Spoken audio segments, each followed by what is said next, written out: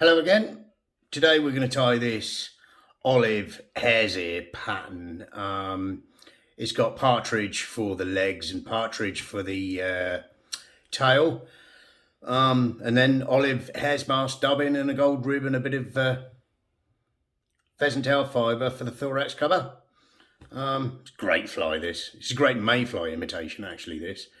But like all hare's ears, it doesn't really imitate anything specific, just a lot in general. So we're going to take this one out of the vise, pop it on my little magnet thing, and if I don't drop it on the floor, in the vise, this is a Camazan hook, and I believe it's I think they call it a trout lure. But I like it. It's got a fairly long shank on it. And that's a 3mm copper tungsten bead. Thread with another squeaky bobbin is Uni 60 in olive. So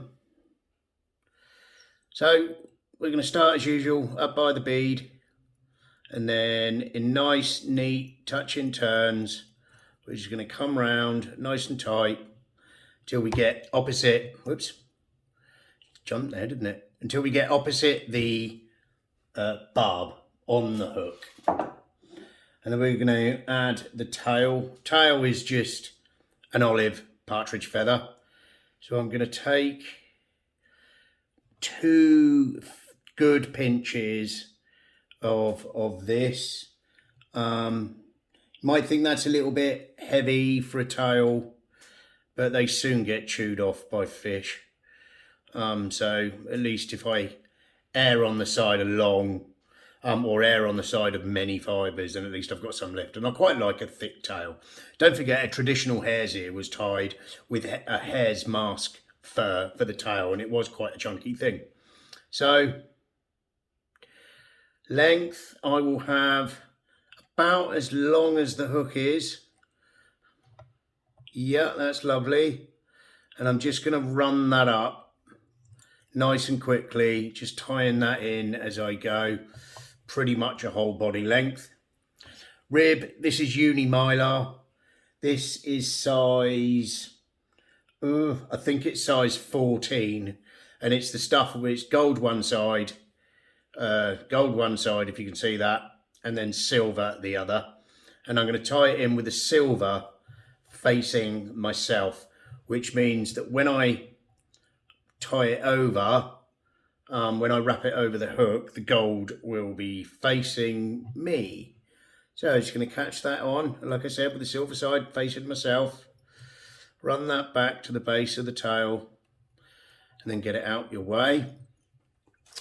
Dubbing, like I said, this is just olive hare's mask dubbing. It's nice and easy to dub on. It's a great dubbing, it really is. So let's just put some on there like that. Whoops, we come round.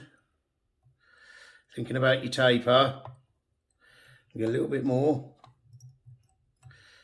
Always think about the taper of the fly. Nymphs are tapered, you know, they do have a thin tail end and a thicker thoracic region. Okay, that's lovely. Now we're going to come over with our rib. So we've got a nice gold showing with a nice straight turn at the back. 1, 2, 3, 4 turns. Follow up with the thread, catch it.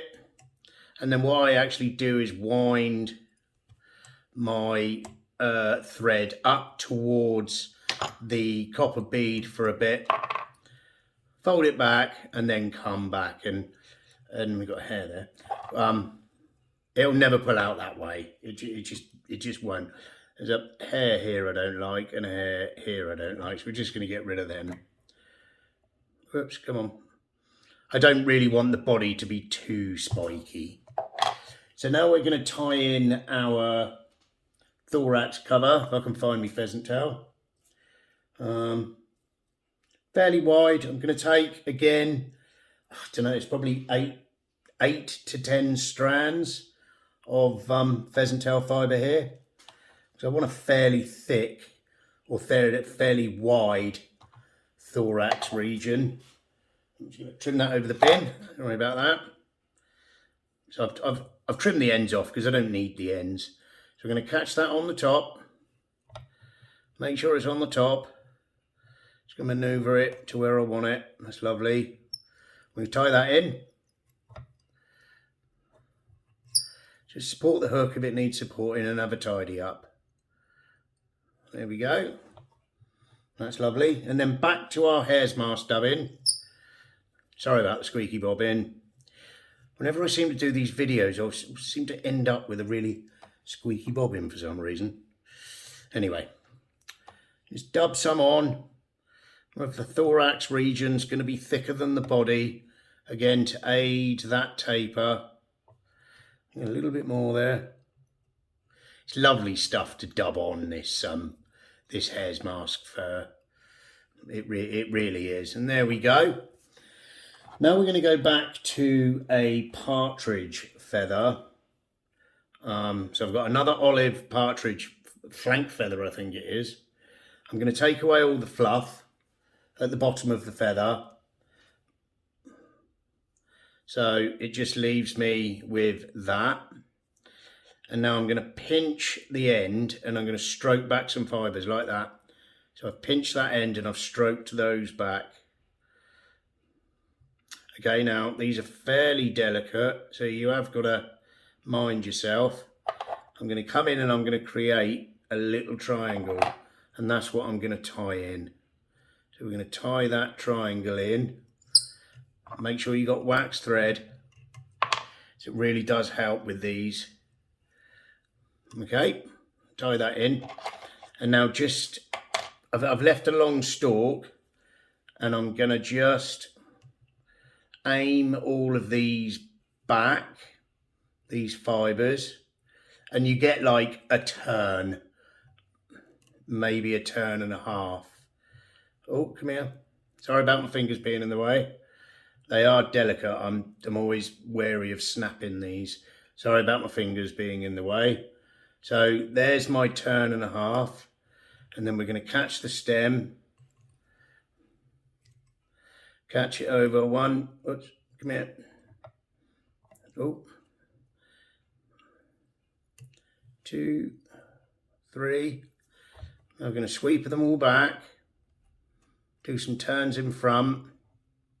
Come in and I'm going to snip, not break. I'm just going to snip the stalk away. And there we go. Now have a little look. That's pretty cool. We're going to bring the pheasant tail fibre over as a thorax cover. Make sure they're all nice and straight. Slide your fingers back and pull all these legs back. And I hold it with my index finger of my left hand and I come over with a couple of turns. And now we're just going to have a look. Make sure he's right on top, which he is. Double check your wax. 2 more turns, hold it back, tighten up, some turns in front. And then I twist these fibres up, snip them nice and close. And there's your legs. Now we come back to our dubbing, just to neaten up the head and help to push those legs backwards. We come round like that,